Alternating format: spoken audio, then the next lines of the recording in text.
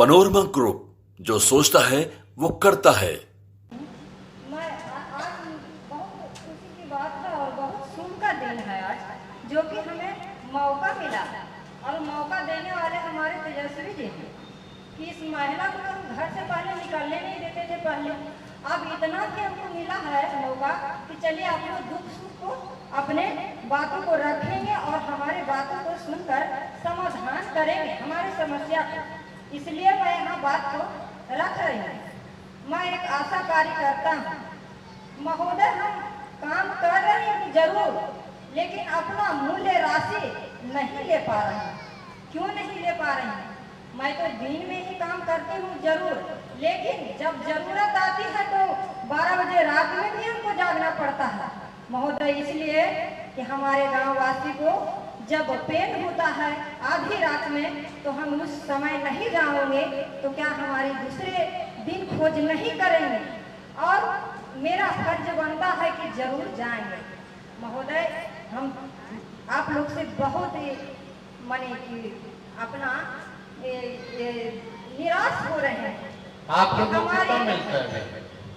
जी अभी तो 2800 रुपया मिल रहे हैं। 2800 जी।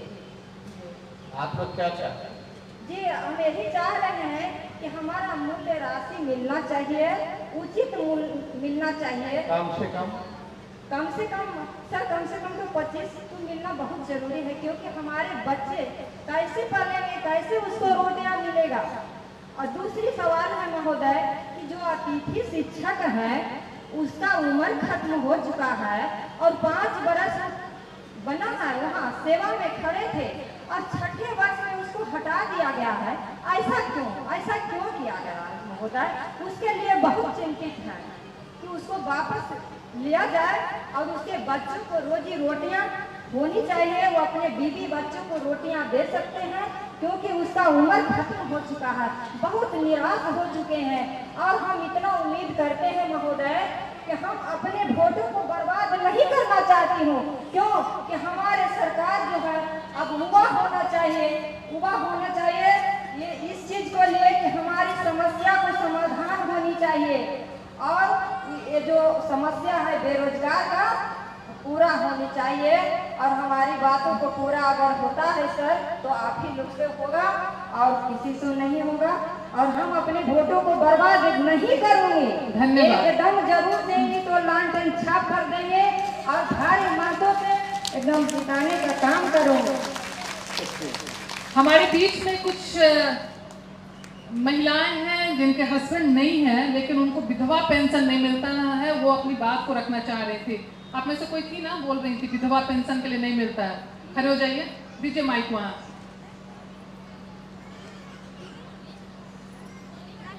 दीदी खड़े हो जाइए, खड़े होकर बोलिए। विधवा हो चुके हैं मगर अभी तक कोई विधवा पेंशन नहीं हम लोग को मिल रहा है। नहीं मिलता है? नहीं। कब से नहीं मिल रहा?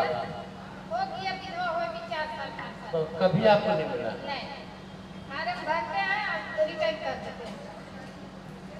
ठीक। हमारे बीच में कुछ बच्चियां हैं जो एजुकेशन के बारे में पूछना चाह रही थी। हाथ उठाइएगा, कोई बोल रहे थे उस समय। आप खड़े हो जाइए, दीजिए माइक वहाँ। माननीय भाई मान योजना तेजस्वी प्रसाद यादव, मेरा नमस्ते। मैं ये कहना चाहती हूँ कि एजुकेटेड होते हुए भी कोई नौकरी नहीं है। ना तो मेरे घर में पापा भी नहीं है, मेरे भाई हैं, हम लोग बहन हैं, मेरे कोई भाई की नौकरी नहीं है। हम भी एजुकेटेड हैं, मेरी भी कोई नौकरी नहीं है। हम चाहते हैं कि गृहिणी बन के हम ना रहें, हमें भी कोई नौकरी चाहिए।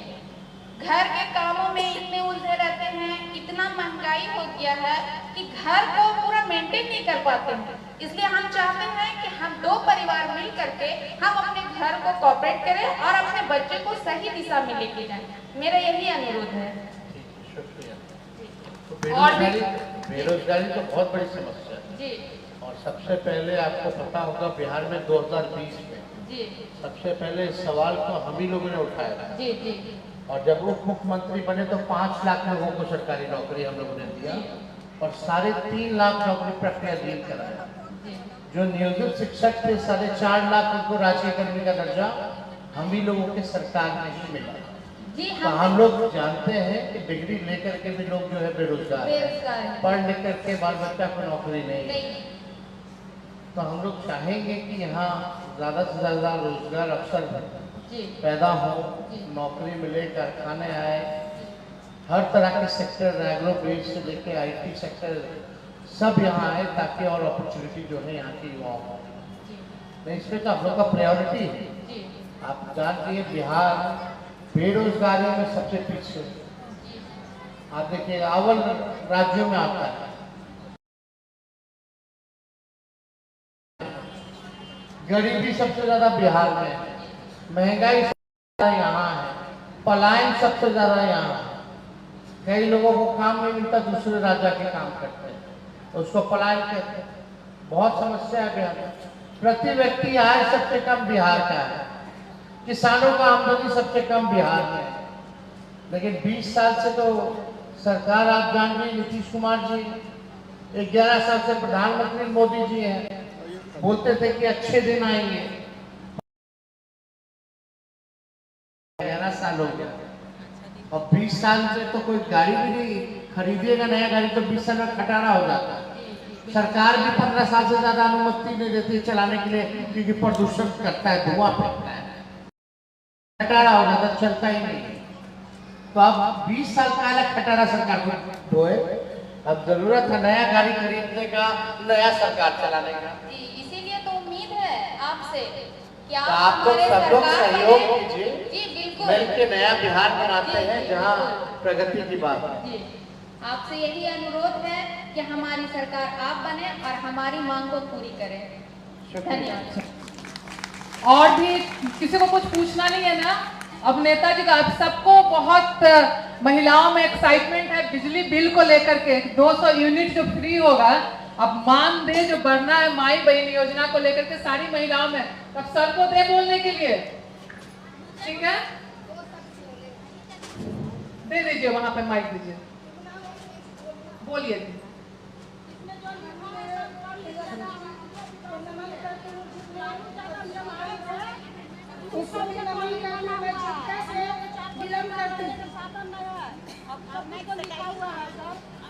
फिर से लालू जी का राज रहेगा तब ना होगा। हाँ तो बहुत मंत्री आ गए, लेकिन कुछ भी नहीं हुआ। लालू जी का ना बनाया कॉलोनी था। पिछला जाते हैं सर, हम लोग गरीब देखिए लिखा हुआ है क्या क्या देखिए। लालू जी का बनाया बैठ हुआ जाइए, कॉलेज है। सर देख रहे हैं, ले भी जाएंगे, वो पढ़ेंगे, आराम से भी देख लेंगे। अब बिल्कुल सरकार बदलेगी तो सबसे पहले यही काम होगा। शौचालय भी नहीं है, आपका कॉलेज कौन बनवाया दूसरे के था? खेत में जाते हैं, बहुत गाली सुनते हैं। आपकी बातें सुनेंगे। हाँ, देख कृपा करके हम लोग को देखिए। हम लोग पिछला जाति का, हम लोग को नौकरी ना चाहिए, ढेला फोड़ने वाले आएंगे हैं। आपके घर आएंगे। सरकार बदली है, 20 साल से तो वही चल रहा है। हम उन्हीं का नाम लेते हैं, लालू सरकार का नाम लेते हैं। ठीक, आप बोलिए, लालू सरकार लोग शुक्रिया। माइक को नजदीक कर लीजिए। हम लोग 2014 से काम कर रहे हैं। आपको एक महीना वहाँ भी हुआ था, रजौली वहाँ भी गए थे। आज तक हम लोग जिनका किसी 200 रुपये में काम कर रहे हैं। और कोई भी बड़ा काम ब्लॉक से होगा या पंचायत से होगा तो सबसे पहले जीविका दीदी की खोजना है। वोटिंग की बीमारी हुआ तो जीविका दीदी की खोजना है, और बाकी जीविका दीदी के बारे में कोई सोचना नहीं करता है। इसलिए हम लोग भी ठान लिए हैं कि हम लोग ऐसा हो, रहने लायक चलने लायक नहीं है, बदलना चाहिए। और पूरी विश्वास से और लगन से हम आप लोग आपको मदद करेंगे। एक बार हम लोग के बारे में आप सोचिएगा। एकदम जरूर। पीछे जगह खाली है, महिलाओं को बैठाएंगे। कोटि कोटि बार प्रणाम मंत्री के तहत। सर, आपके आवास पर भी अनौपचारिक शिक्षा निदेशक की दिया गया था और धारणा प्रदर्शन हम लोग 150 आदमी थे। उस समय आप चल गए थे कैबिनेट और कहे कि ऐसा अथी है कि नवादा जिला के एक भी निदेशक का बहाली नहीं हुआ। ये कैसा है? नियम कानून तो एक ही रहता है सर, दूसरा नहीं रहता है। जो 26/2/2016 तक में जो बहाली हुई उसी के तहत में हम लोग को वंचित कर दिया गया। क्या केस एक ही बार होता है? हर बार नहीं होता। लेकिन हमने केस किए और उस केस को जीत गए। फिर भी नहीं हुआ, आगे क्या होगा सर? अब तो दोबारा याद करेंगे। धन्यवाद, बहुत बहुत धन्यवाद। माइक यहाँ ले आएंगे, माइक लेकर आएंगे। आदरणीय मुख्यमंत्री जी सभी को नमस्कार करते हैं। मैं भी जीविका में काम करती हूँ सीएम पद पे, ताकि मान सम्मान दिया गया है सीएम पद पे, पैसा तो उसमें मिलता नहीं है, इसीलिए आपको तो उधार देना पड़ता है, घूमना पड़ता होगा देने के समय पे, कुछ लोग नहीं दे पाते हैं, तो वो समस्या है। तो इसके लिए हम लोग चाह रहे हैं, हम लोग योजना भी ला रहे हैं, इस पर चर्चा भी कर रहे हैं कि फिक्स अमाउंट जो है हम लोग कुछ ना कुछ हम लोग करें। और एक बात और मैं बोलनी चाहती हूँ सभी दीदी लोग से कि कौन कौन चाहते हैं कि तेजस्वी भैया मुख्यमंत्री हो, तो शक्ति इतना होती है नारी में, इतना शक्ति होती है नारी में, अगर पति के लिए एक नारी अपना नाक से जड़ सकती है, तो बताइए अपना बेटा बेटी के लिए एक देवता काहे नहीं बना सकती है? चलिए, नारी शक्ति जिंदाबाद। बहुत बहुत धन्यवाद। आदरणीय तेजस्वी प्रसाद यादव जी जो हमारे नेता हैं, हम उनसे चाहते हैं कि हम सुने कि हम महिलाओं के लिए क्या क्या योजना है, और आगे जो बिहार का भविष्य है, महिलाओं का भविष्य, हमारे बच्चों का भविष्य कैसे सुनिश्चित होगा अगर हमारे आदरणीय नेता तेजस्वी प्रसाद, अगर नहीं बनना ही है ये तो पक्का है, क्या है जो आपके सामने बताएंगे। बहुत बहुत धन्यवाद आदरणीय तेजस्वी प्रसाद। बहुत बहुत शुक्रिया। आज पहला संवाद कार्यक्रम में उपस्थित पार्टी नवादा जिला के सभी हमारी महिला नेत्री, सभी पार्टी की वर्कर और नवादा जिला से आए हुए सभी माताएं बहनें का हम स्वागत करते हैं। आप लोगों का आज के कार्यक्रम में अभिनंदन करते हैं और धन्यवाद देते हैं कि आप लोग इतनी बड़ी संख्या में यहाँ आई, और कुछ बच्चियाँ जो स्कूल की बच्चियाँ थी उन्होंने इतनी अच्छी गीत गाई, उनको भी हम तहे दिल से धन्यवाद देते हैं। बड़ी संख्या में माताएं हैं, बहनें हैं।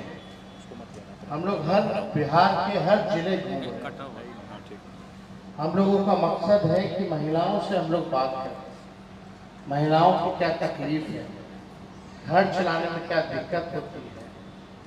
महंगाई बहुत ज़्यादा हो गया है, मनपसंद चीज़ जो है कि महिला अपनी मनपसंद चीज़ सारी नहीं खरीद सकती, कहीं बाहर जाना हो खा नहीं सकती, घर परिवार में अगर कोई बीमार पड़ जाए तो बचत नहीं हो पाता है, खर्च हो जाता है, उधार लेना पड़ता है, तब जाकर के जो है बाल बच्चों का या किसी का इलाज कराना पड़ता है।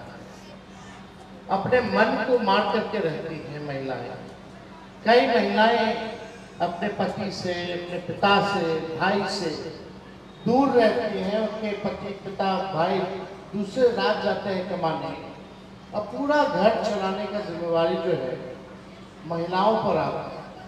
बाल बच्चों को पालना, पढ़ाना, लिखाना, स्वस्थ रखना, सारा तकलीफ जो है महिला जो है वो झेलती है। लेकिन आज के हालात में महिलाओं को सशक्त करने के लिए, मजबूत करने के लिए सरकार क्या करती है? यहाँ आंगनबाड़ी है, ममता है, आशा है, जीविका की है, सबकी समस्या है। रसोइया है उनकी समस्या, चौकीदार जो है रात्रि परिवहन वाले उनकी समस्या है।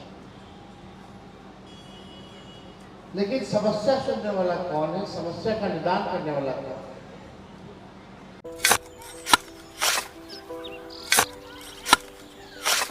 नई का साल मुबारक हो चाचा। हाँ मुबारक। जब तक ये सरकार बा तब तक नया साल मुबारक कहाँ। का बात करत बात ई बा, साल चाहे नया होके दिन चाहे, हमार जिंदगी में तो बस दुख है, दुख बा। बाढ़ के समस्या 10 का 10 बा, फसल बर्बाद हो जाला या ऑन पॉन बिक जाला, ना कोई उपाय बा ना कोई राहत। बात तो सच बा चाचा, फिर से बाहर जाए के सोचे के पड़ रहे कि सरकार से कुछ ना हुई। कबू कबू तो लागेला हमरे मजदूरन की जिंदगी में कोनो नया साल सच में मुबारक हुई। नया साल तो तब मुबारक हुई जब नई सरकार आई। बात तो सही बा चाचा।